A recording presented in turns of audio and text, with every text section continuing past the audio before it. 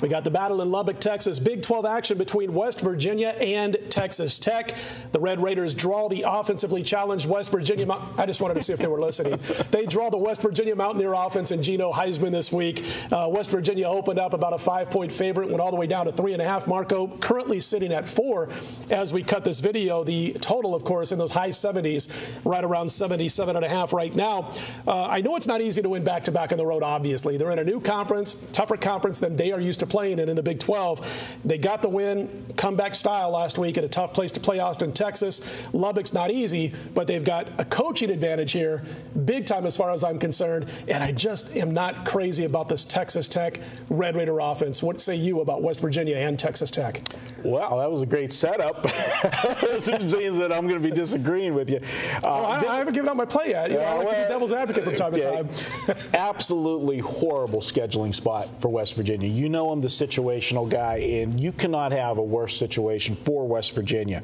2 weeks ago, they played their Big 12 opener against Baylor. That was, I mean, it was Baylor. It's not a big team, but that was huge for, you know, the history and the mystique of moving to the Big 12. So it was a big game. It was on TV, and then you had all the records broke. The 70-63 shootout. Geno Smith had, 8 touchdown passes.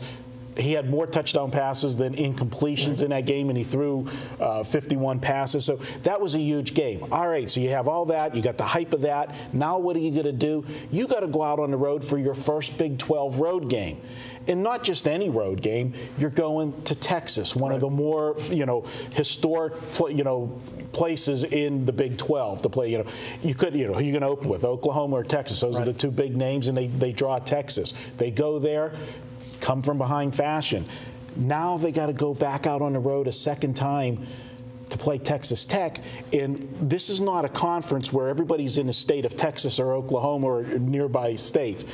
This is West Virginia traveling twice to the state of Texas. We talk about it in the NFL that it's a disadvantage for NFL teams traveling back-to-back weeks on the road. This is a college team doing it, and they're going a decent distance 2 weeks in a row. Bad spot, and then look ahead to next week.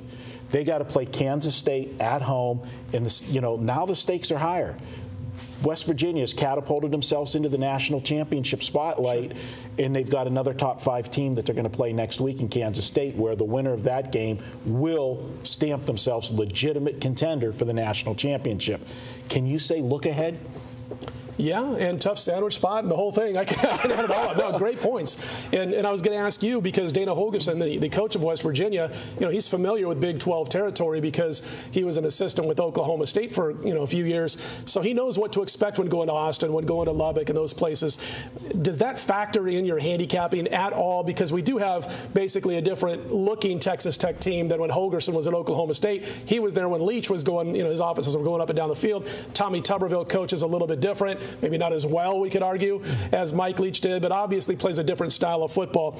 Wanted to ask you one thing, though. This kind of reminds me about, and at a different level because they're even more potent on offense, but if you guys remember the 1984 Nebraska Cornhuskers, when they were scoring 70 points a week, it seemed like, when they had Turner Gill at quarterback, Mike Rozier won the Heisman that year at running back, they had Irving Fryer, wide receiver, just skill player after skill player, and on special teams to return kickoffs and punts. And that's what they remind me of, because it seems like there's probably 15 different guys that if they touch the football for West Virginia, they can score on any given play. And when I compare it back to that team, Nebraska never had any problems during the regular season. They never lost any games. They didn't lose a game outright until the Orange Bowl against Miami. But they did have a couple of close games against teams that knew how to run the football.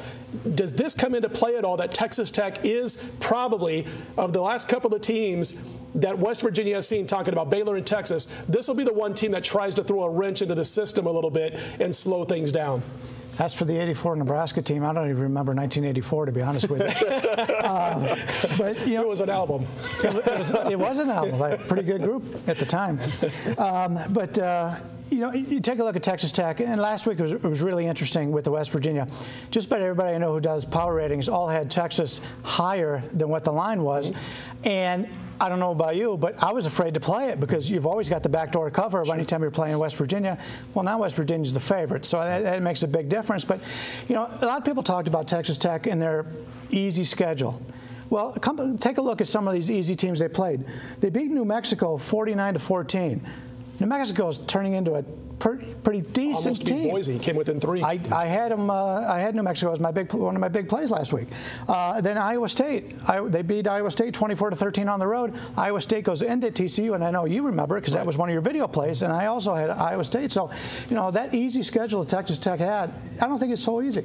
I agree. And I was going to say to you also, Marco, that when you break this game down finally, you look at what Texas Tech's defense did to Oklahoma. We talked about this. We talked about the Texas-Oklahoma game in another video, which you can watch right here at pregame.tv. And I mentioned that the Sooner offense was non-existent over basically the final 27 minutes, the fourth quarter and the last 12 minutes of the third quarter. Tech's defense rose to the occasion, held them to 75 yards on 26 plays, but they were kind of out of the game. They got out of it early. If this team gets behind, it's lights out. But again, you made a great points. All those reasons why West Virginia comes into this one with maybe their only time this year where they're going to have that look-ahead position. Do you think, though, that Texas Tech can slow this offense down enough to be able to hang around? They cannot afford to get into a shootout. They didn't score a lot against Iowa State, and what they did was based on a lot of defense in that game. It did, but going back to that Oklahoma game last week, let's not forget, I mean, all three of us agree Oklahoma's not as good as people thought they were. Right. And people thought they were a top 5 team at the beginning of the year. But they're not, they're not a team that doesn't belong in the top 25. I mean, they are a good team. And Texas Tech was in a bad spot last week playing them. Oklahoma had major revenge from the year before. Yep. Texas Tech derailed their season. They were a 29-point favorite, Oklahoma, a year before. They were a 4 or 5-point favorite this past week. What a line change. So, I'm looking at it and I say, hey, they're 4-1. Oklahoma, they ran into a team that, was on a mission. They already had their early season loss to Kansas State. They came to play last week and they got beat. I think West Virginia now, after the back-to-back games and with that big game coming up, I can't lay points on the road with this team. We talked about it. Yeah, they're dangerous. Every possession can be a touchdown with this team. I understand that. But when you can't stop anybody, I don't want to be laying points, and I don't want to be laying points on the road at a tough venue, and you're playing the second week in a row on the road. All right. Well, we've been talking about this one for a while, so let's wrap it up. It's anticlimactic, but it is your best bet, West Virginia and Texas Tech. Well, maybe I should throw a curveball and switch at the last second here after all of that. All those reasons I like. But you know what? Last week we gave you a game. We took California, and one of the things that I said was you had two teams go in the opposite direction in public perception. Right now, West Virginia, it can't get any better for them. They're in the top of the charts. They're, everybody wants West Virginia, flashy offense. They score. They catapulted themselves into the top 5. You've got Texas Tech. The stock went down on them after losing to Oklahoma last week. I forgive them for the Oklahoma loss. They had some turnovers early. They fell behind, but they shut Oklahoma down the rest of the game. I look for them to keep this game close. I wouldn't be surprised to see the upset. In fact, I'm going to call for the upset. West Virginia gets caught looking ahead. We're going to make it Texas Tech 45-41 as our best bet this week. We're 6-1 with these. Let's make it 7-1. I was just going to say, you're tearing it up with your best bets. Marco's best bet says take the points with Texas Tech. More to come all weekend long right here at pregame.tv.